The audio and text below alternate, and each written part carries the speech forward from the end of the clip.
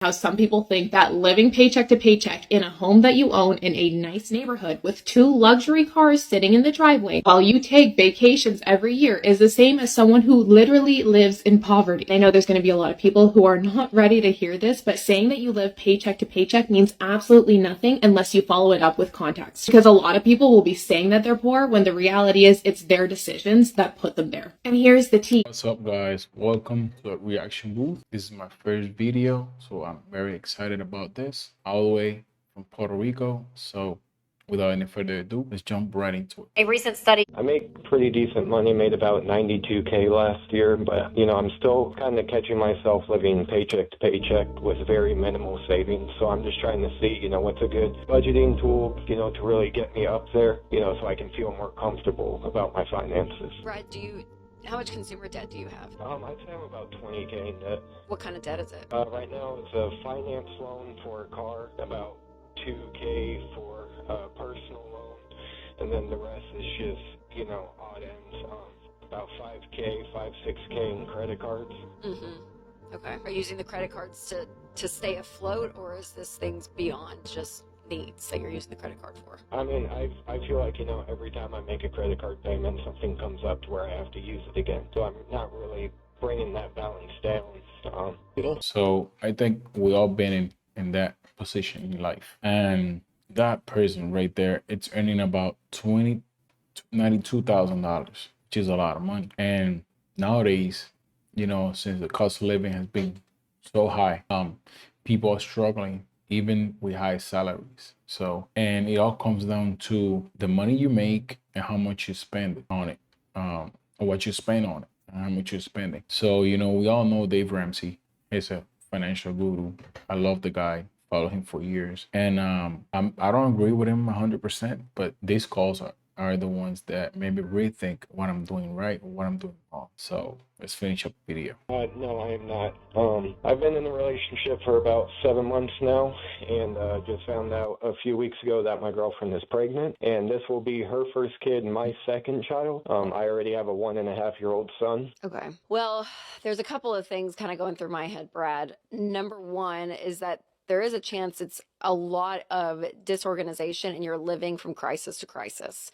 And Right. when that happens, there's an urgency that's created that you end up actually not only making bad financial decisions, but you end up spending more money when that's your mindset versus having a plan in place, knowing exactly where every single dollar is going and cutting up the credit card. That's not your safety net anymore. And kind of, It all comes down to the budget. You make a budget, you set money aside for groceries, for the mortgage, savings, emergency fund. So most of the calls from Dave Ramsey are people that they know what to do, they know how to do it, but they don't actually sit down and get the work done, put it in paper, write it down, meet with their partners, set a plan with the money for the future, not just now, but for the future, because we are working towards retirement. We all want to be retired at some point. To get ready for it, we have to prepare during our working years. So, and now we see that he's expecting a kid. So that adds more pressure on you, that you have to provide more. It's not always the amount of money that you're making. It's how you're spending money. getting around, again, this idea that you're digging yourself into a hole while you're trying to get out of debt. And so what I would say to you is, number one, I think the budget's going to be key for you. And before we get off the line, Christian can pick up and we can get you a year of every dollar. And to really map out and say, okay, here's what I'm bringing home every single month. And here is where this is some glaring habits about where the money has been going. And you're going to start to see, wow, I can't be spending like I've been spending. So you're going to feel a pullback from lifestyle. But what that's going to give you then is cash and margin to be able to build up some savings and then start working your way out of debt. You can't go wrong with Dave Ramsey. His teachings are great. Many people have gone through. So it's proven. The guy knows what he's talking about. And we should always, we should follow teaching, even though I'm not truly on board with him 100%. I think having credit cards are good. You can take advantage of numerous things. Could be protection for things that, you're using the bank's money, not your money. So somebody comes, scammer comes, it's the bank's money.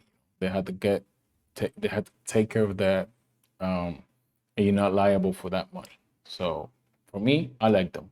I know that Ramsey, he hates them, and if you see his videos and if you follow him like I have for years, if you call in asking for credit cards, he loses it. He doesn't vouch for them. So, but it's a good tool. I have them. I used them before. So if you're responsible with them, it's really good, really helpful. Combined income of almost $300,000, and we're living paycheck to paycheck. So why can't you live on 300K? Yes, I'm home. No, I'm serious. When you write down your budget, what's the problem? Money going. You're dealing with 20 grand to live Our on. take home is $13,600 a month. There's something That wrong doesn't with that. feel right. That's Investing? half of what it ought to be. So I bring home $8,000. My husband brings home $56,000. He pays for insurance out of his check, and This is funny because people make a lot of money, but they doesn't know how to spend it. They just want to buy it. They make 300K. They want to spend 100K in a vehicle. They want to spend more money. They want to go out. They want to go on vacation. That's all nice. That's good. We all deserve that. If you're working, if you're working like hours, if you have a job, you deserve having fun with the money. But we have to think about the future. I'm not a person that if I want to buy something, I'm going to save and save and save. No.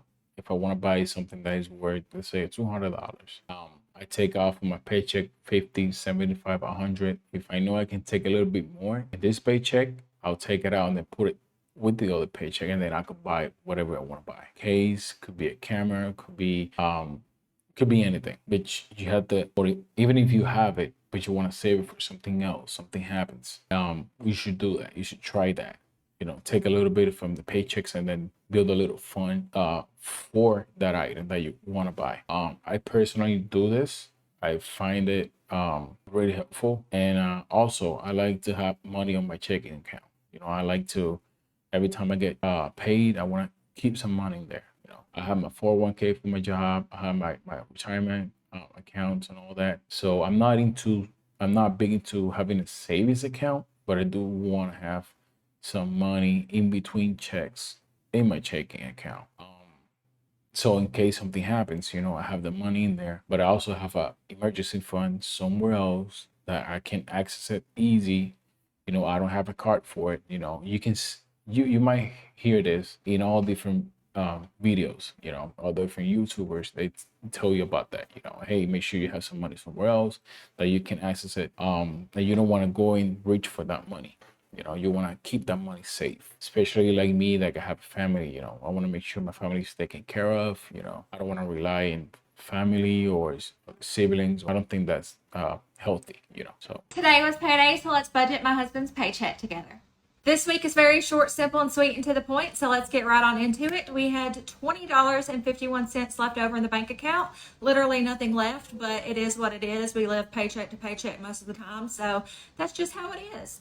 And then my husband's check was $1,232.81.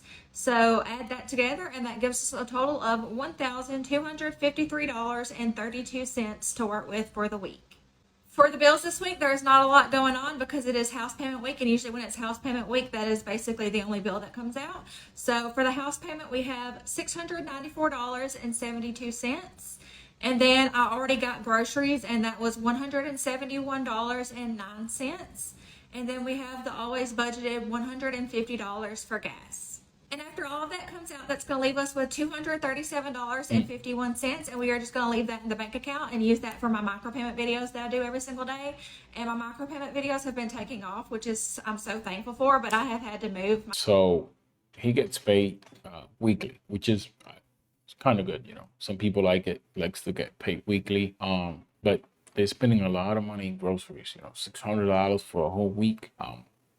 I think I spend about $200 every week for a family of 3. So that's quite high. So that's another thing. If you get paid weekly, you have to manage the budget a certain way. So the budget has to be a little more strict. You're gonna have to split my money in the week, and you're gonna have to pay the mortgage, buy some groceries, buy toiletries, buy whatever you need for that week. But some of these videos, people are spending a lot of money in things that you could cut on. You can cut a little bit on, especially groceries. We all know things are getting expensive, food expensive, and cooking at home is the best way to do it. But that bill is a little high, so I like the budget though. They're actually, they sitting down doing the budget. At least she's doing it. So, and we like, we trust our wives. So engagements to an eighth of a penny per engagement because I can't afford to do half a cent or even 1 cent per engagement with the amount of engagements I'm getting now. But yeah, it's exciting that my micropayment videos are taking off like they are because that means we get to tackle the debt. But anyways, that is how this week played out. And as always, I hope you guys enjoyed it, and I will see you guys in the next one. Bye. see, that's another thing. If your wife or your spouse works, it's actually, it's really good. You can go ahead and make that budget, with 2 paychecks. And if you have debt, you can go ahead and tackle the debt while you're paying for your necessities. You don't have to go and dip into savings or dip into credit cards. I don't treat credit cards as extra cash. I use it that, I'm gonna buy something. I use my credit card, and then just for the points or the protection or something. And then the next week I'll pay it off. So I use it extra as an extra tool, for my money, for my financial things. But it's not extra money. Like it just, if I don't have $300 to spend, I can't just swipe my card and expect not to pay it. I have to make sure I have the money in the bank first, and then I use my card. I make 6 figures a year, and I feel like I'm living paycheck to paycheck, and I don't know how to get out of this cycle. I need to caveat this by saying 3 things. 1, That's very common. Like I said before at the beginning of the video, there's people here making a lot of money. I mean, a lot of money. But the consumerism, it's off the roof. It's insane. finances are extremely personal, so please remember that before you leave a nasty fucking comment in my comments, because I will block and delete you. 2, I have to work 2 jobs to earn a 6-figure income, so this is not just from one job.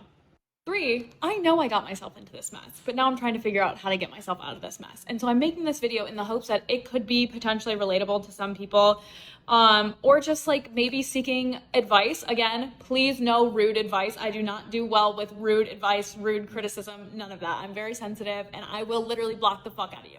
So let's explain the situation a little more. I feel so fortunate to be making 6 figures. I make literally just about 6 figures, but to me, that's a number that was not. One thing before we keep going on, the fact that she's coming in, in the internet and talking about her financial struggle, it's very, very good, because we can all learn from it. So that's very brave for her part. So, okay, I give her, kudos for her. She's doing it, public, so people can learn and see her situation, how she's going. And she's looking for help, she's reaching out to the internet, since we have a lot of people here. I'm not a financial advisor, I'm not whatsoever. Just keep on with the video. Attainable for a very long time. My mom is a single mom, and she was an English teacher, so she just scratched the surface of 6 figures towards the very end of her career, and that was after working for 35 plus years. So, and she's one of the lucky ones. Most teachers will never see that kind of money whatsoever, but that money, like I said, was just not attainable to me. So to be making that at 26 so early on in my career, I do feel really grateful. Again, it's through 2 jobs, so it's not like I'm making that just from one job, but just to have that amount of money and feel that financial freedom that comes with making 6 figures when you're a single person is wonderful. But because of my fears surrounding money, I didn't really grow up with a lot of money. I have been aggressive. That's another thing. While you're young, you can work as many hours as you want, as many jobs as you want. So it's looking good. She's doing what she can, working 2 jobs. It's been really stressful. I've done it before. One time I had 3 jobs while I was living in Florida, and the sleep time was cut off. I would go to sleep, and I would sleep for about 2 or 3 hours and jump right up and then go to my next job. I made it. I made some money. I saved the money, paid some debt back then. So while you're young, you can do all this, but you always want to settle, find you a good job, and then hopefully, go with, get into the job with little to no debt, and then you can build up your emergency fund, and you can, have some wealth, build some wealth. Paying down student loans because I just don't want any debt associated with me.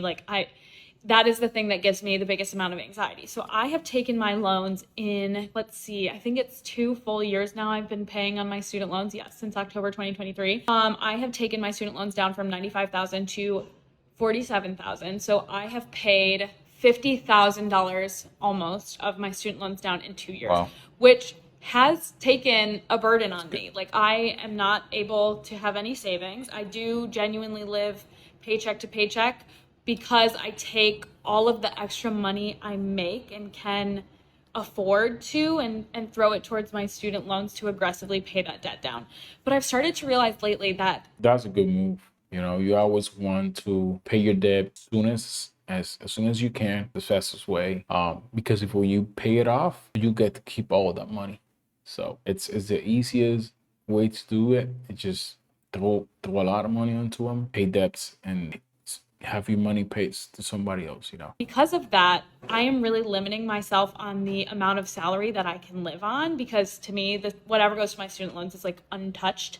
And it's obviously extra money towards my student loans. It's not the bare minimum I owe. Like, I pay aggressively, but it's untouched money. So I've been forcing myself to live on a very limited income, and it's just not working out for me. I've had to dip into my savings a lot since I've moved to Chicago in the last 2 years. And it's just, like I said, it's just really not good. So there are 2 things that I'm going to start doing. I am going to actually stop aggressively paying my student loans. I am going to pay maybe slightly over the bare minimum, but it's really to a point where I don't see as much of a benefit from paying down my student loans as I thought I would. And I feel like, if anything, it's a hindrance. It's obstructing me from being able to contribute anything to my savings, which again are dwindling.